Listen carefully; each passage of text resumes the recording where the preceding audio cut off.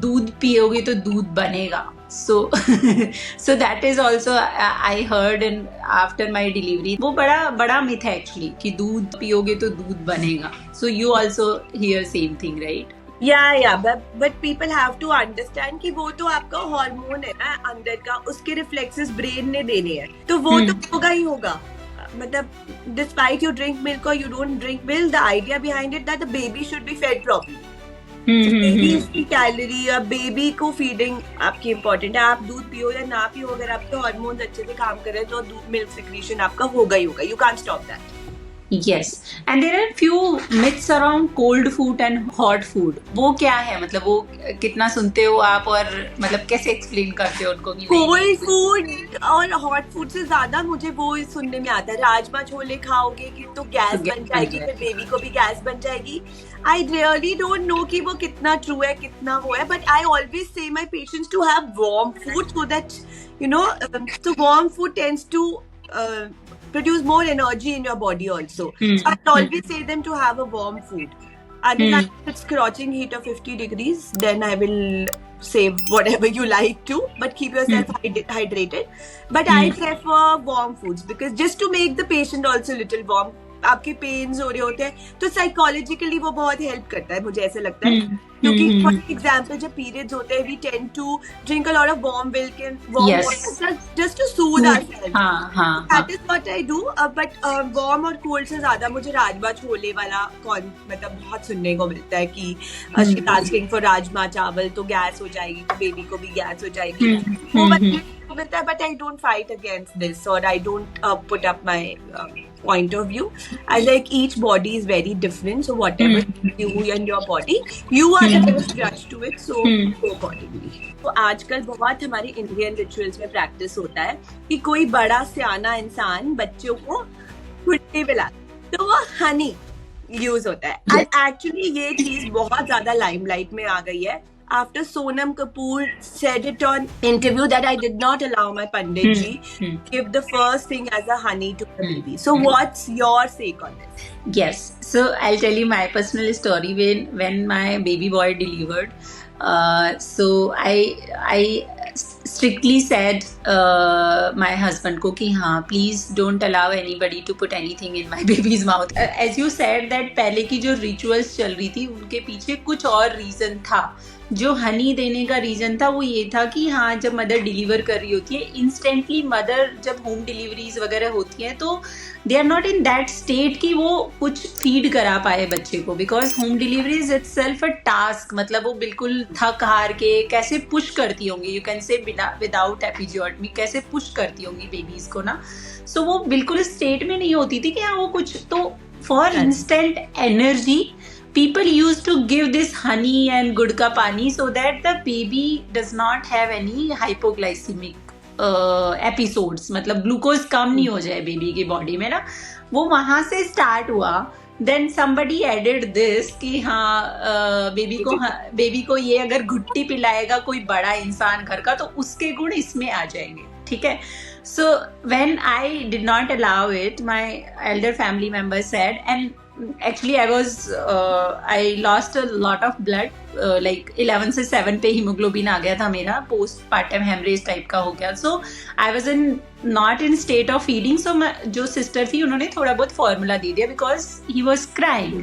Then my elders were like okay अब इसके गुण इसमें आ जाएंगे भाई. ऐसे तो फिर सब कोई हायर करके जो मिलेनियर लोग होते हैं उनको I would have called the bunnies then for sure. I will. If this happens, I will call. Who will not like it? Yeah, who doesn't want their kid to be like that? Those persons, successful person. But please, this is a myth. And honey contains botulinum toxin.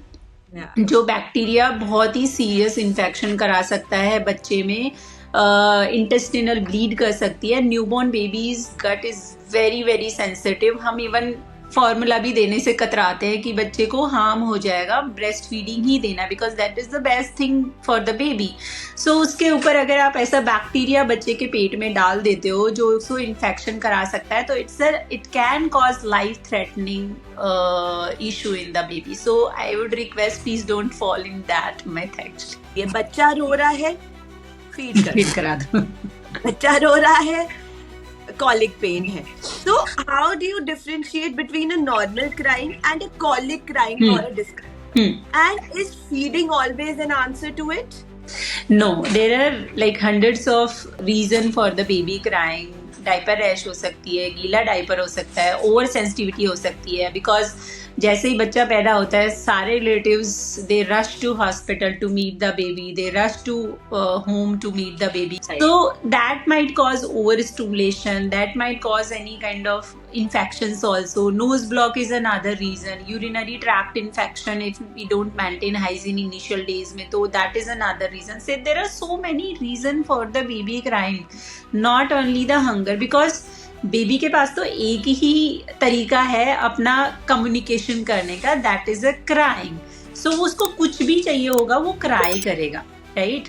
So Indian house hold में proactive feeding कराते हैं हम लोग कि हर एक 2 घंटे में बच्चे को फीड कराते रहते हैं, तो बच्चा हंग्री नहीं होगा, वो किसी और रीजन से रो रहा होगा. अभी तो बाहर आया ना, जितना कंफर्टेबल इन्वायरमेंट में उसको कुछ भी नहीं करना पड़ रहा था, जहाँ पे वो रेडीमेड फूड सब कुछ मिल रहा था, इवन उसको ब्रीथ भी नहीं करना पड़ रहा था. वहां से वो उठ के आ रहा है बाहर एनवायरनमेंट पे, जहाँ उसको पुपू भी करना है, यूरिन भी करना है, फीड भी करना है, आसपास के लोग इतना ओवर स्टिमुलेशन हो रहा है, वहां से अडेप्ट करने में उसको टाइम लगेगा. And most of the time they just need the skin to skin contact, उसी के लिए ट्राई करते हैं. जैसे ही आप लोगे बच्चा चुप हो जाएगा, ऐसे नहीं कि उसको फीड ही कराना है, या फिर फीड कराने पे भी चुप हो रहा है तो मतलब वो उसको थोड़ा सा सकिंग चाहिए होता है, एक कंफर्ट चाहिए होता है, जिसको कंफर्ट फीडिंग बोलते हैं हम लोग ना. So it doesn't always mean कि बच्चा रो रहा है तो बच्चा भूखा ही होगा. और इस चक्कर में पेरेंट्स क्या होते हैं और एल्डर्स घर के बोलते हैं अरे रो रहा है दूध पिला दे, अरे रो रहा है दूध पिला दे, एंड बच्चा ओवर फीडिंग करता रहता है बच्चे को, and that over feeding will cause the gas issues. So you asked me कि what is the difference between the normal cry and gas cry. So gas cry usually happens after 2-3 weeks, because till then the baby's gut and brain is not mature enough to confuse between the gas and the pain actually. So 2 weeks के बाद में ही वो gas और colic issue start होगा, and it usually happens on the typical time like evening time, जहाँ पे crying बहुत important, बहुत ज़्यादा. यस. सो इवनिंग टाइम पे क्या होता है ना कि मदर भी थक जाती है, पिला के दूध पिला के क्लस्टर फीडिंग करते हैं बच्चे, और इवनिंग टाइम पे थोड़ा ओवर स्टिमुलेशन भी होता है बच्चों को, क्योंकि वो वहाँ से एक अंधेरे से एनवायरनमेंट से आए हैं, तो थोड़ा सा ओवर स्टिमुलेशन भी होता है, तो they want feed more. And जब वो ज़्यादा फीड कर रहे होते हैं तब उनका ब्रेन और ज़्यादा ओवर स्टिमुलेट होके वो गैस को एज ए परसीव करते हैं पेन की तरह. तो इवनिंग टाइम पे 5 o'clock से 10 o'clock के बीच में अगर टिपिकल क्राई हो रहा है तो वो कॉलिक की वजह से होता है usually, and the baby will show typical feature like red face, clenching kind of face, and fist movement, and tight कर लेगा. And when you see the tummy, जब आप टच करोगे तो tummy will be like distended tummy, hard tummy मिलेगा आपको, soft नहीं मिलेगा. So that means the baby is having gas and that can cause colic issue. So that is the main difference between the normal cry and colic cry. Right. So next question is, when should we start the tummy time? How much is too much of a tummy time? कई बार तो पूरी दिन ही grandmothers, especially baby को like ऐसे उल्टा बहुत कराते हैं, उल्टा रोल कराते हैं. So when do you start the tummy time? The tummy time you can start on day 1 itself. That is called kangaroo mother care or skin to skin contact. That is very beneficial for both the baby also and mother also, because mother को अगर mother खुद से करा रही है अगर skin to skin contact और kangaroo mother care करा रही है, first breastfeeding establish होगा, second bonding establish होगा, third oxytocin hormone release होगा bonding की वजह से, तो जो stitches healing होती है, uterine involution जो होता है वो better होगा, healing better होगी, postpartum hemorrhage में होने के चांसेस कम होंगे, पोस्टपार्टम डिप्रेशन होने के चांसेस कम होंगे. So these are the benefit for the mother. Now coming to the baby के अगर skin to skin contact baby को मिलता है तो बेबी में heart rate regulation, temperature regulation, respiratory rate regulation, and overall bonding with the mother and breastfeeding establishment ज़्यादा अच्छे से होता है मदर में, बेबी में. So फर्स्ट डे से ही करा सकते हैं टमी टाइम, बट जो सरफेस वाला टमी टाइम स्टार्ट करते हैं वो हम अम्बिलिकल कॉर्ड फॉल होने के बाद में स्टार्ट करते हैं, बिकॉज अम्बिलिकल कॉर्ड को ज़्यादा प्रेस नहीं करना. अगर स्किन टू स्किन हो रहा है तो वो ज़्यादा प्रेस नहीं होगा, बट अगर सरफेस के ऊपर कराना है तो उसके बाद स्टार्ट करना है. And start with the brief periods like half minute और 30 सेकेंड्स, 60 सेकेंड्स और 1 मिनट, जितना बच्चा कंफर्टेबल होता है उससे स्टार्ट करना है. जैसे जैसे बच्चा बड़ा होता है उसके बाद वो ड्यूरेशन आप इंक्रीज कर सकते हो. एंड फीड के 30-40 मिनट्स बाद स्टार्ट करना है, बिकॉज अगर आप इमीडिएटली उल्टा लिटा दोगे तो बच्चा फीड बाहर निकाल देगा. तो ड्यूरेशन आप बच्चे के कंफर्ट लेवल पे वो डिपेंड करेगा, बिकॉज कुछ बेबीज को नहीं पसंद होता है. मेरी डॉटर को टमी टाइम बिल्कुल पसंद नहीं था इनिशियली. आफ्टर 4 मंथ्स जाके उसको थोड़ा बहुत जाके टमी टाइम ठीक लग रहा है, नहीं तो उससे पहले नहीं पसंद था. तो it depends on baby to baby also. So that's how you can start tummy time, and you can increase tummy time as per age.